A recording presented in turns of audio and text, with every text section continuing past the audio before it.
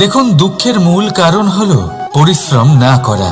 কিছু মানুষ ভাবেন যে আমি জীবনে কোনো পরিশ্রম করব না, অথচ আমি সবকিছু প্রাপ্ত করতে চাই। আর এমন এক কারণের জন্যই দূতের মতো খেলা আমাদের জীবনে প্রবেশ করার সুযোগ পায়। এই দূত আসলে কি? কোনো পরিশ্রম ছাড়াই অন্য কেউ পরিশ্রম করে যা অর্জন করেছেন, যে সুখ সুবিধা অর্জন করেছেন, তা নিজের জন্য শুধুমাত্র একটা খেলার মাধ্যমে নিজের করে নেবার ইচ্ছে। আর এই ইচ্ছে অত্যন্ত বিনাশকারী হতে পারে।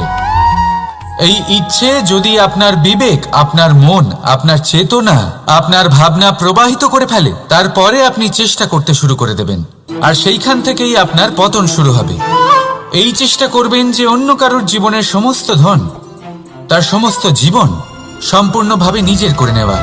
কারণ প্রথমে আশা জাগ্রত হয়, আর এই আশা হতাশায় পরিণত হতে সময় লাগে না।